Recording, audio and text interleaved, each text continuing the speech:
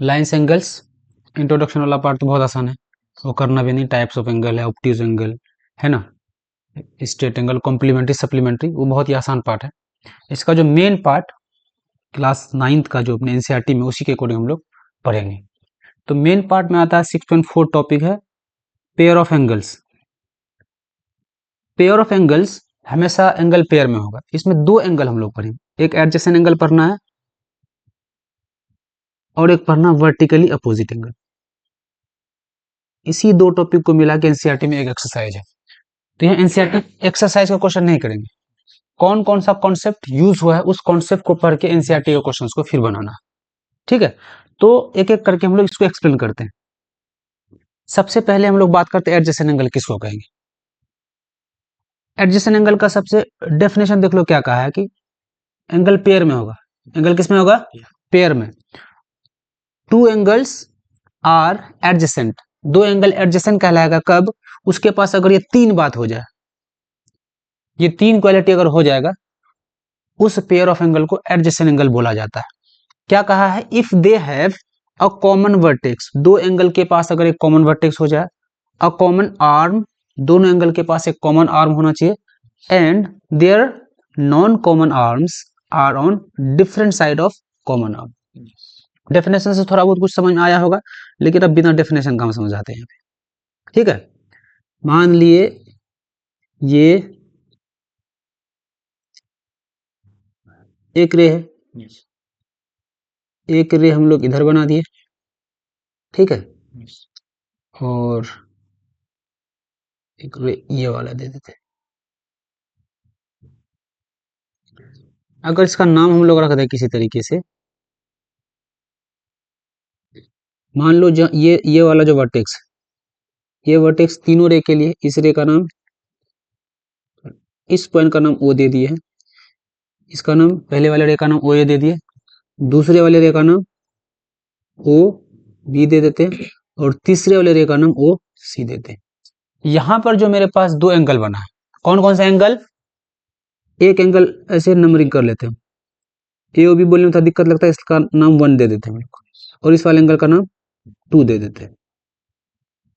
जब एंगल 1 और एंगल 2 में हम लोग देखते हैं, तो दोनों के पास एक कॉमन वर्टेक्स ओ है, एंगल 1 का भी वर्टेक्स ओ है, और एंगल 2 का वर्टेक्स ओ है। पहला पॉइंट क्लियर है, पहला क्राइटेरिया ये सेटिस्फाई कर रहा है। दूसरे पॉइंट पे आओ कि दोनों एंगल के पास आर्म होना चाहिए, कॉमन आर्म होना चाहिए। अगर हम एंगल ए ओ और बी की बात करें, तो ओ बी आ रहा है, ठीक है, और एंगल सी ओ बी की बात करें, सही, ओ बी आ रहा है। ओ बी एक ऐसा आर्म है जो दोनों में है, कॉमन है। अब नॉन कॉमन आर्म हो गया मेरा, एक आर्म है ओ ए और एक आर्म है ओ बी या ओ सी, सॉरी। तो देखो ओ बी और ओ ए, ओ बी मेरा कॉमन आर्म है, तो नॉन कॉमन आर्म एक देखो लेफ्ट साइड में है, एक इस वाले साइड में। तो तीनों पॉइंट क्लियर हुआ। क्या कहा कि दो एंगल मेरे पास एडजेसेंट होगा कब? उसके पास एक कॉमन वर्टेक्स होना चाहिए, कॉमन वर्टेक्स है, कॉमन आर्म होना चाहिए, बाकी बचा दोनों आर्म नॉन कॉमन है, तो नॉन कॉमन आर्म एक इस वाले साइड में और एक इस वाले साइड। ऐसे एंगल को क्या बोला जाएगा? एडजेसेंट एंगल बोला जाएगा। बात आया समझ में? तो ये 3 पॉइंट याद रखना चाहिए एडजेसेंट एंगल के लिए। दो एंगल होगा, पेयर में होगा, दोनों के पास एक कॉमन आर्म होना चाहिए, कॉमन वर्टेक्स होना चाहिए, और जो आर्म्स नॉन कॉमन था वो कॉमन आर्म के अपोजिट साइड में होना चाहिए। अगर मान लो हम एक एंगल ऐसे ड्रॉ कर दिए, एक एंगल ये वाला है, ठीक है, इस एंगल का नाम 1 रख देते हैं, एक एंगल ये वाला ड्रॉ कर देते हैं, एंगल 2। क्या ये दोनों एडजेसेंट कहलाएगा? क्योंकि दोनों के पास कॉमन वर्टेक्स तो है ही नहीं, कॉमन वर्टेक्स है ही नहीं, तो ये एडजेसेंट एंगल नहीं कहलाएगा। एक और एंगल हम खींच देते हैं यहाँ पे, सेम टू सेम एडजेसेंट की तरह खींचेंगे, बस में एक पॉइंट तुमको नहीं मिलेगा। देखो ये एक रे खींच दिया, ये एक रे ड्रॉ कर दिए, और ये वाला एक रे ड्रॉ कर दिए। दिख रहा है एंगल?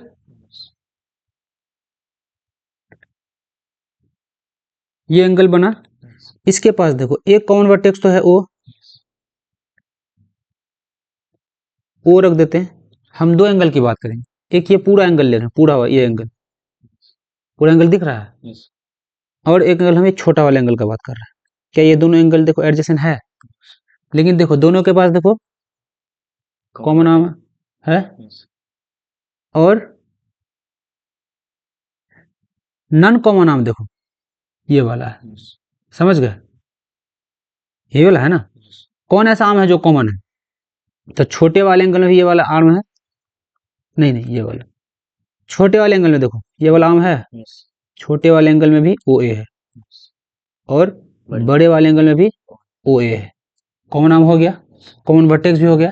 लेकिन नॉन कॉमन आर्म देखो ये वाला जो है ओ बी नॉन कॉमन है, और ओ सी नॉन कॉमन है।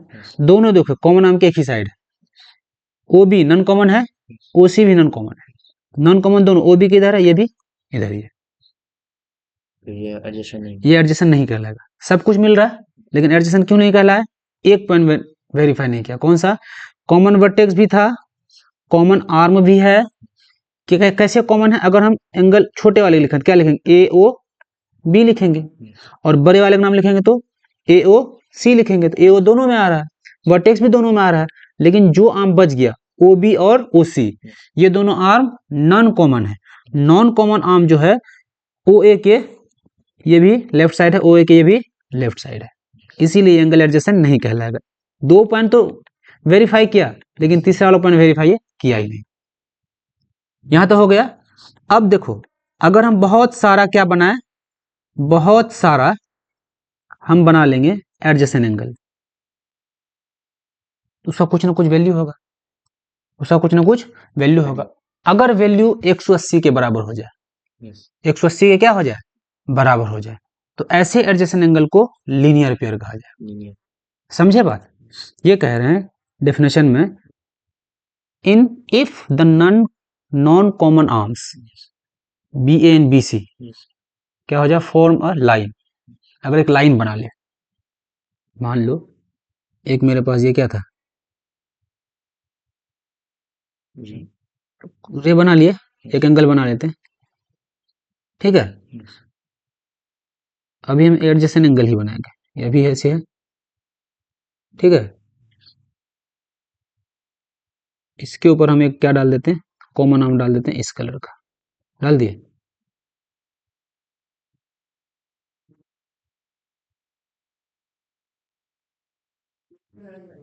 अभी देखो एडजेसेंट एंगल बना, ये एडजेसेंट है, लेकिन अगर एडजेसेंट एंगल घूमते घूमते, नॉन कॉमन आर्म क्या है? दोनों रेड है, रेड दोनों नॉन कॉमन आर्म है।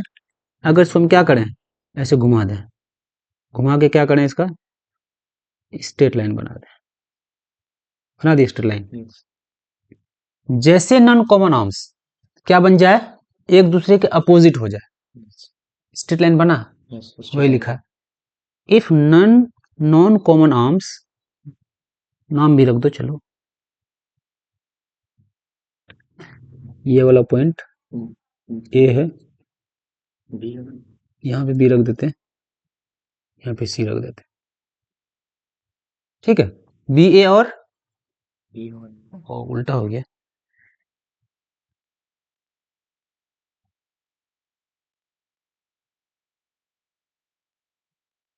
ये ए है, ये बी, और ये सी। बी ए और बी सी एक दूसरे का अपोजिट हुआ, इसका भी नाम रख दो D. If the non common arm B A and B C form a line, क्या बना ले वो? एक लाइन बनाया। अगर यहाँ पे एक लाइन ड्रॉ करे तो लाइन का काम कर रहा है, कर रहा नहीं कर रहा? लाइन बना लिया ये। अगर नॉन कॉमन आर्म्स एक लाइन बना ले, इस केस में ये जो एंगल है, ये वाला एंगल का नाम क्या है बताओ तो? CBD, और एक एंगल का नाम ABD, या 1 और 2, दोनों एंगल क्या कहलाएगा? लीनियर पेयर कहलाएगा। लीनियर पेयर का डेफिनेशन क्लियर है? It is a special case of adjacent angle when non common arms form a line.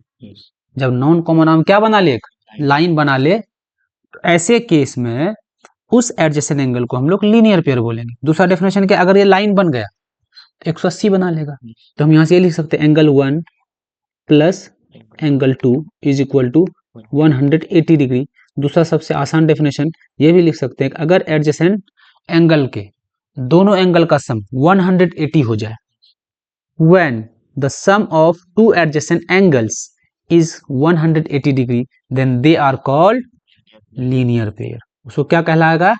Linear pair कहलाएगा। कोई दिक्कत यहां तक? ये बात था लीनियर पेयर का। लीनियर पेयर के बाद एक और एंगल पढ़े थे हम लोग, बताए थे क्या पढ़ेंगे? वर्टिकली अपोजिट एंगल पढ़ेंगे। वर्टिकली अपोजिट एंगल क्या होता है कि when to lines intersect each other at common point, अगर दो लाइन एक दूसरे से क्या करे? इंटरसेक्ट करे किसी कॉमन पॉइंट पे, ठीक है, किसी कॉमन पॉइंट पे दो लाइन एक दूसरे से इंटरसेक्ट कर गया। मान लेते हैं ये मेरे पास दो लाइन है, इस लाइन का नाम रख दिया ए बी और इस लाइन का नाम रख दिया सी डी। सपोज करो सी डी पॉइंट ओ पे इंटरसेक्ट कर रहा है, तो जो अपोजिट पेयर ऑफ रे से एंगल बनेगा, किससे? Opposite pair of ray. जैसे ओ ए एक रे है यहाँ पे, चलो डी कर देते हैं। अपोजिट पेयर ऑफ रे से जो एंगल बनेगा उसको क्या बोलेंगे? Adjacent angle. कैसे? एक रे देखो, ये एक रे है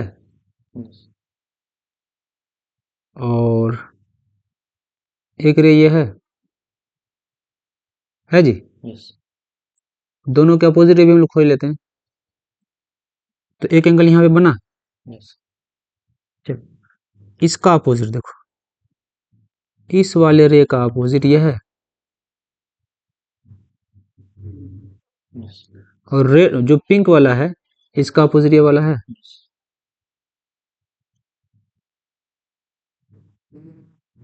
ये दोनों एंगल क्या कहलाएगा? वर्टिकली अपोजिट कहलाएगा। यानी एंगल 1 और एंगल 2 वर्टिकली अपोजिट बना। इसी तरीके से यहाँ एक एंगल बन रहा है, यहाँ बन रहा है।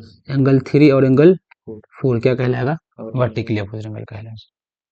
समझ गए?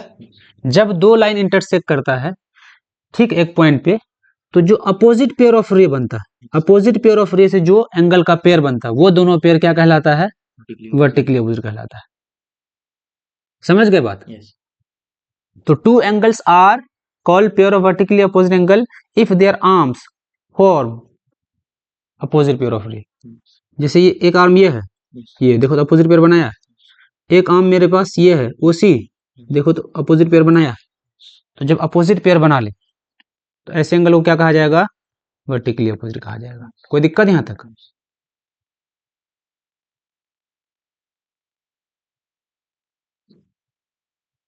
अब देखो वर्टिकली अपोजिट एंगल खास बात क्या है कि जब वर्टिकली अपोजिट एंगल बनता है तो vertically opposite angles are equal. Vertically opposite angles are equal. याद रहेगा? ये पॉइंट ये कहना चाह रहा है, अगर मेरे पास जब दो लाइन इंटरसेक्ट करता है तो two pair of vertically opposite angle बनता है। पहला पेयर बना एंगल 1 और एंगल 2, तो दोनों बराबर होगा। दूसरा पेयर एंगल 3 और एंगल 4 भी क्या हो जाएगा? बराबर हो जाएगा। इस बात को याद रखना, ये थ्योरम इसको प्रूफ करेंगे अभी। तो दोनों चीज क्लियर है, एडजेसेंट एंगल क्लियर है, वर्टिकली अपोजिट क्लियर है, लीनियर पेयर क्लियर है।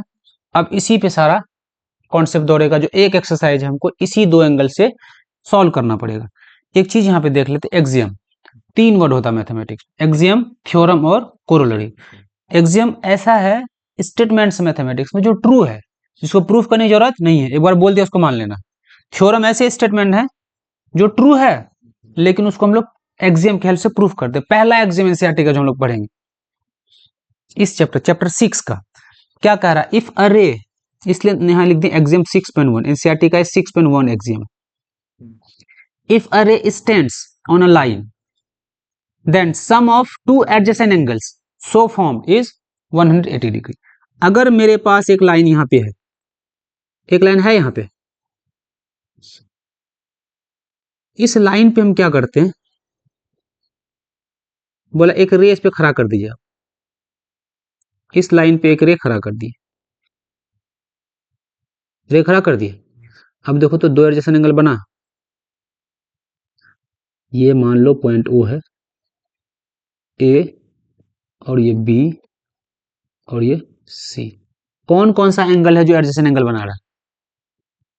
एंगल बी ओ सी और एंगल ए ओ सी। तो 1 2 नाम रख देते, 1 2 हमको अच्छा लगता है तो 1 2 रख दिए, तुम कुछ भी रख सकते हो। बोला है कि अगर एक रे को किसी लाइन पे खड़ा कर दें तो एक पेयर बनेगा एडजेसेंट एंगल का, वो पेयर कितने डिग्री का होगा? यही कह रहा है कि एंगल 1 प्लस एंगल 2 कितना डिग्री हो जाएगा? 180 डिग्री हो जाएगा। ये स्टेटमेंट को याद रखना है, इसका प्रूफ नहीं है, एग्जाम दे दिया मैं इसमें कि किसी लाइन पे अगर एक रे खड़ा कर दें, वहां पर जो एडजेसेंट एंगल बनेगा उसका सम कितना होगा? 180 होगा। तो ये थ्योरम है, एक्सियम है, एक्सियम को उल्टा भी हो सकता है, उसको बोलते हैं कन्वर्स। जितना भी थ्योरम पढ़े उसका कन्वर्स भी होता है, ठीक है। देखो कन्वर्स, कन्वर्स में क्या कहलाएगा? अभी जो हम लोग पढ़े इसमें कहा था अगर कोई लाइन है उस पर एक रे खड़ा कर दिए तो लीनियर क्या बना? एडजेसेंट एंगल बना, एडजेसेंट एंगल का सम कितना होगा? 180। अब दूसरा कह रहा है अगर एडजेसेंट एंगल का सम 180 हो जाए तो दोनों रे क्या बनाएगा? लाइन बनाएगा। दोनों रे क्या बना लेगा? एक स्ट्रेट लाइन बना लेगा। उल्टा है कि नहीं है? वही लिखा है, if sum of two adjacent angles is 180 degree then the non common arms of the angle form a line. ये कह रहा है कि अगर मान लो मेरे पास अलग अलग रे, एक रे ये है, ठीक है, और एडजेसेंट एंगल बना लेते हैं हम लोग। एक यहाँ पे ऐसे ड्रॉ कर दिए, अरे क्या, ऐसे ड्रॉ कर दिए, कर दिए, और एक ऐसे ड्रॉ कर दिए, कर दिए। अगर हमको दिया कुछ नहीं, अगर इस वाले पॉइंट पे देखो कौन कौन सा एंगल बन रहा है? एंगल 1 और एंगल 2 बन रहा है। अगर एंगल 1 और 2 का वैल्यू कितना हो जाए? 180 हो जाएगा। If angle 1 plus angle 2 is equal to 180, तो हम लोग क्या लिखेंगे? A O B is straight line. क्या लिखेंगे? A O B is a straight line. समझ गए? पहला स्टेटमेंट क्या था? अगर स्ट्रेट लाइन है 180 हो जाएगा, अगर 180 हुआ तो स्ट्रेट लाइन हो जाएगा। उल्टा भी सही है। समझ गए बात? कोई दिक्कत नहीं है।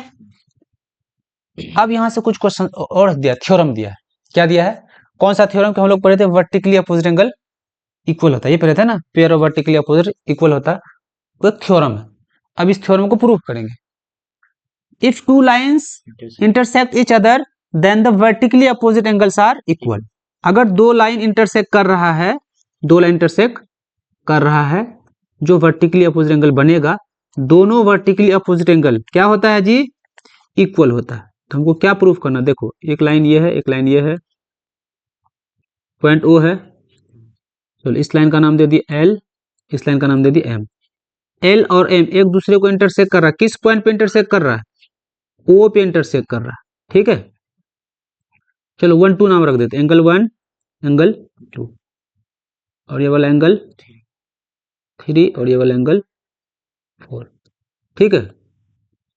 तो थ्योरम यही कह रहा है, एंगल 1 जो है, क्या कह रहा है? एंगल 1 किसके बराबर होगा? एंगल 2 के बराबर होगा, और एंगल 3 एंगल 4 के बराबर होगा। ये तो थ्योरम कह रहा है। अब हमको प्रूफ करना, इस थ्योरम को क्या करना है?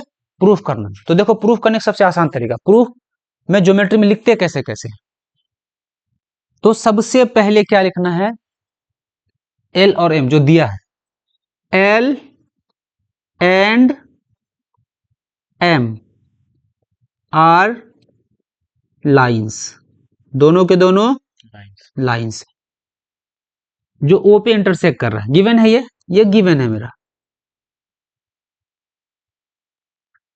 हमको प्रूफ करना है कि एंगल 1 और एंगल 2 के बराबर, तो लिखेंगे to prove, to prove angle 1 is equal to angle 2 and angle 3 is equal to angle 4। ये प्रूफ करना है। ज्योमेट्री में हर कुछ लिखना है, लिख दिए। अब कैसे प्रूफ करेंगे, तो जितना इक्वेशन तुम लिख पाते लिख लो। अगर हम कुछ देर के लिए क्या करें, कुछ देर के लिए एक रे को थोड़ा सा मिटा देते हैं, एक रे को क्या करते हैं, थोड़ा देर के लिए मिटा देते हैं, इस वाले रे को थोड़ी देर के लिए मिटा देते हैं, क्या बच रहा है देखो तो, एंगल 1 प्लस एंगल 3 कितना आ रहा है, 183। एंगल 1 प्लस एंगल 3 180 आ रहा है।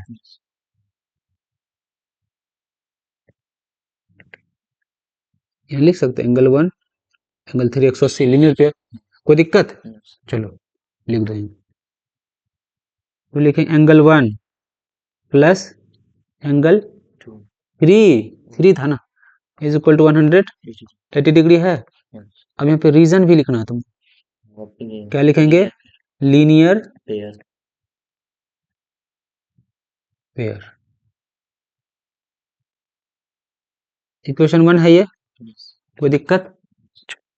किसी और रे को गायब कर सकते हैं क्या, कौन से रे को, चलो इस बार ओ ये वाले रे को गायब कर देते, इस वाले रे को गायब कर देते, ओ बी को गायब कर देते, ठीक है। अगर ओ बी को हम कुछ देर के लिए गायब कर दें, इस ओ बी को गायब कर देंगे तो क्या बचेगा मेरे पास, एंगल 2 प्लस एंगल 3 बचेगा। एक बार गायब करके भी देख लेते हैं, ये काला लाइन से क्या करते, कुछ देर के लिए गायब कर दे, क्या बचा देखो तो, एंगल 2 3 बचा। एसी एक स्ट्रेट लाइन हुआ, स्ट्रेट लाइन पे एक रे है ओडी, एक रे ओडी पड़ा हुआ है, तो ओडी जब पड़ा हुआ है ऐसे, ये वाला एंगल और ये वाला एंगल 180 लिख देंगे, चलो लिख दो, क्या लिखेंगे, एंगल 2 थोड़ा मोटा हो गया, इसको पतला कर देते, plus angle 3 is equal to 180 degree हुआ, रीजन सेम है, इक्वेशन 2 लिख दिए। अब देखो पहले वाले इक्वेशन का वैल्यू किसके बराबर है, 180 के बराबर, पहले वाले इक्वेशन का वैल्यू है 180 के बराबर, और दूसरे वाले इक्वेशन का वैल्यू भी क्या है, दो चीज का वैल्यू सेम चीज के बराबर है। तुम्हारा वेट है 50 केजी, मान लो मेरा भी वेट है 50 केजी, इसका मतलब दोनों का वेट बराबर होगा। पहले वाले इक्वेशन का वैल्यू 180, दूसरे वाले इक्वेशन का वैल्यू 180, इसका मतलब दोनों इक्वेशन बराबर। जब दोनों इक्वेशन बराबर है तो दोनों को बराबर कर देंगे हम लोग, इसमें कोई दिक्कत, दोनों इक्वेशन को बराबर कर देंगे। तो लिखेंगे फ्रॉम 1 एंड 2, फ्रॉम 1 एंड 2, पहला equation angle 1 plus angle 3 is equal to 100, oh sorry, is equal to angle 2 plus angle 3। LHS में एंगल 3 है, RHS में एंगल 3 है, अगर LHS RHS में भेजेंगे दोनों घट जाएगा, एंगल 3 में से एंगल 3 माइनस हो जाएगा, इसलिए माइनस नहीं करते हम लोग, काट देते हैं, काटने का ही मतलब है, उस साइड जाएगा तो खत्म हो जाएगा। तो क्या बचा, angle 1 is equal to angle 2, पहला वाला प्रूफ हुआ, तो दूसरा भी कर लेंगे, बहुत आसान है, कोई एक रे को और गायब करेंगे वो भी आ जाएगा। इस तरीके से को प्रूफ करते हैं, तो जो भी थ्योरम है सारे थ्योरम को हम लोग प्रूफ करते हैं। अब अगले पार्ट पे चलते हैं, अगले पार्ट में गायब क्यों गया, एक और थ्योरम है, sum of all angles around a point. इसको थ्योरम समझो यार, एनसीईआरटी में क्वेश्चन के फॉर्म में दिया है, एक पॉइंट के चारों ओर जितने भी एंगल है सारे एंगल का सम आपको 180 निकालना, कैसे निकालेंगे, सॉरी 360, इस पॉइंट को याद रख लेना, एक पॉइंट के चारों ओर जितने भी एंगल है, sum of all angles around a point is 360 degree. Suppose करो यहाँ पे एक पॉइंट मेरे पास दिया हुआ, एक पॉइंट है, इस पॉइंट पे हम बहुत सारे रे को ड्रॉ कर देते हैं, एक ये वाला रे ले लिए, ये वाला रे ले लिए, और एक ये वाला रे ले लिए, ऐसे ले लें, और कुछ लें, ऐसे ले लें, ये सारा दिया हुआ देखो,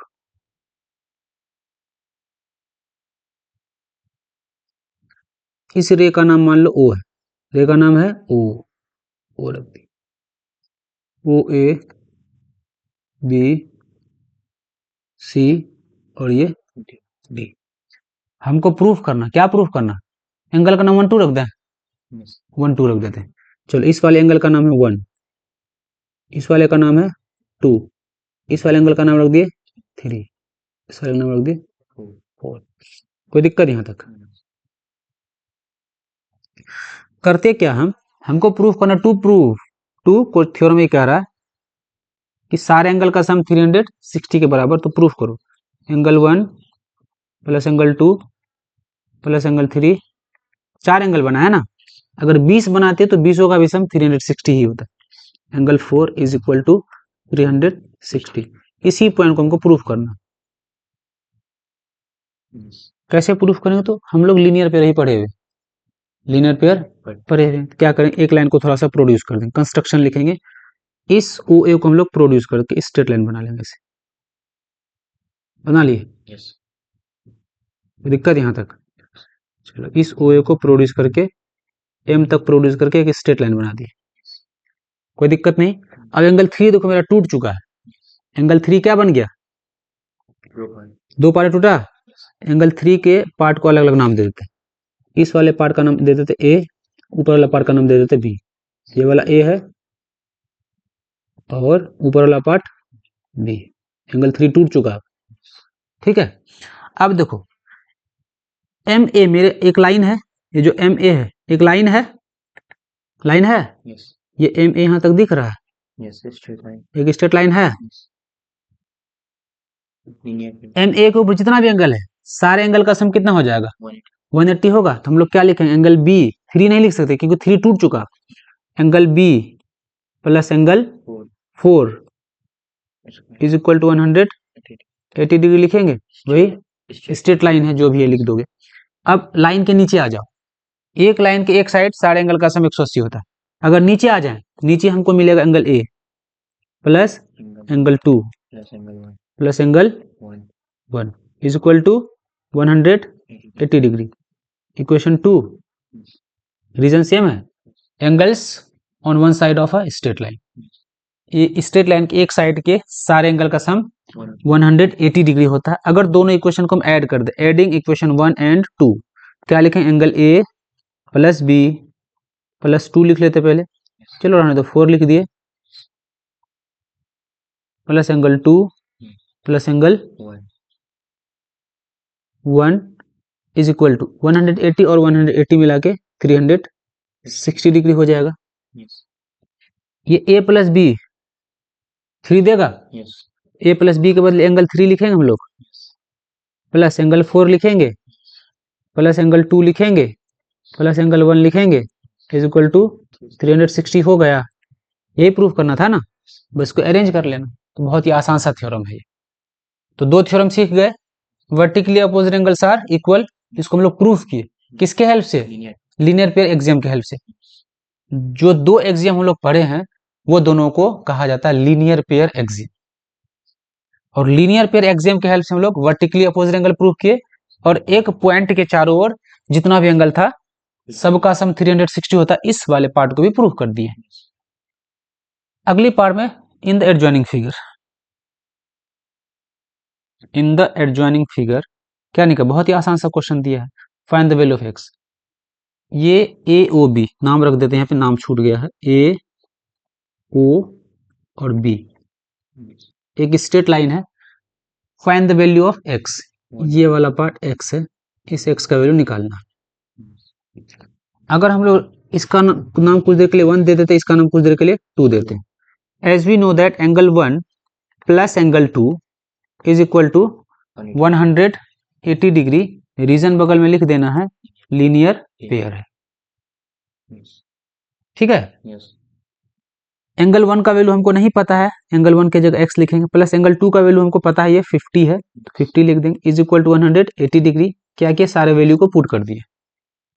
x निकालना है तो LHS इस वाले पोर्शन को इधर भेज देते हैं, x is equal to 180 degree minus 50 degree, x का वैल्यू आ जाएगा 130 डिग्री। बहुत ही आसान सा क्वेश्चन था।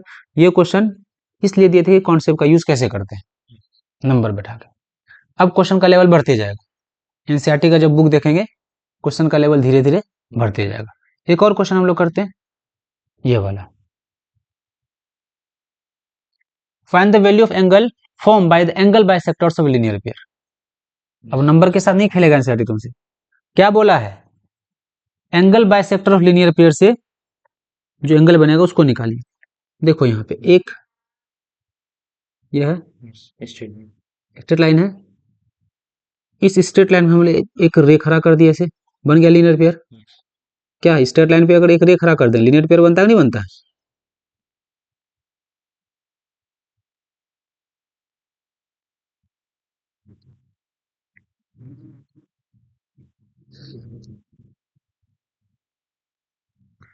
वैल्यू किसका निकालना है?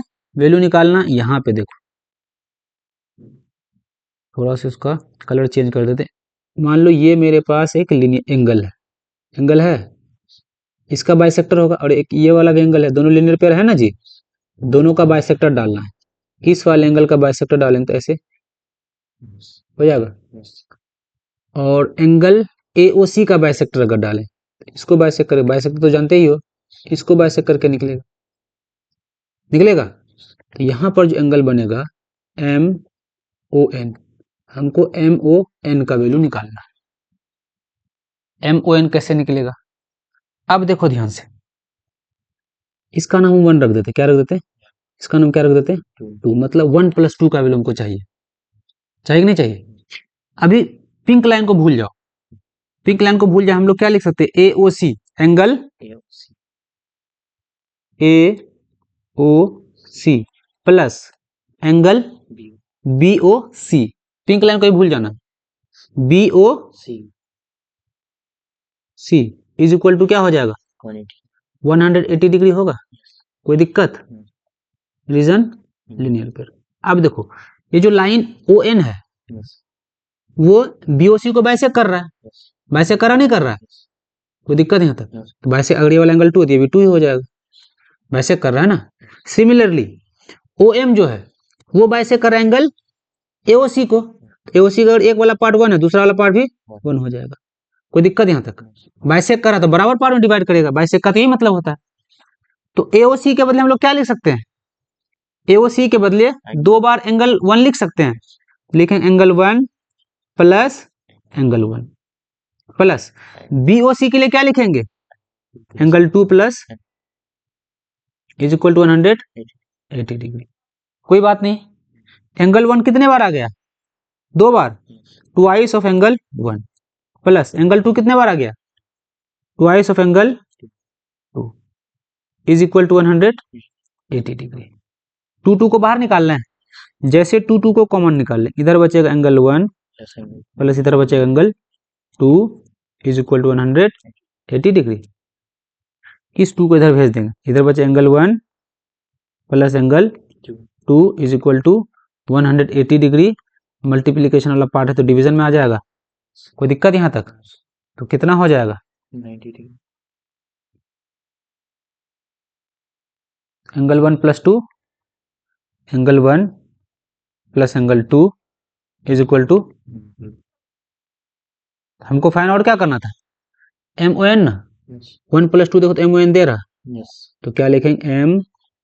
MON is equal to 90 degree. आसान है या नहीं है? चलो अगला क्वेश्चन करते हैं। क्या कह रहा है? फिगर बना देते, वही सेम क्वेश्चन का सेम पार्ट कह रहा है। क्वेश्चन में कह रहा है कि फिगर 6.4 एनसीईआरटी का है, OS stands on line POQ। चलो POQ एक लाइन ले लेते हैं, सेम क्वेश्चन है, बस इसमें एक वैल्यू दे दिया।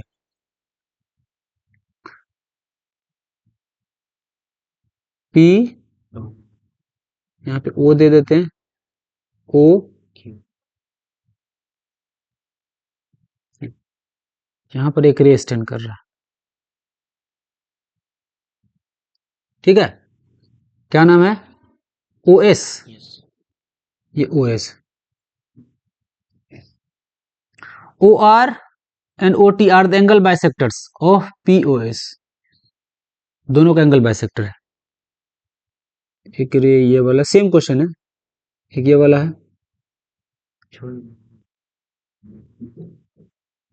इसमें थोड़ा सा क्या क्या वैल्यू दे दिया, इसका बाइसेक्टर ये, इस वाला बाइसेक्टर ये, आएगा आंसर सेम ही आएगा, ठीक है। एक ओटी है और एक ओआर,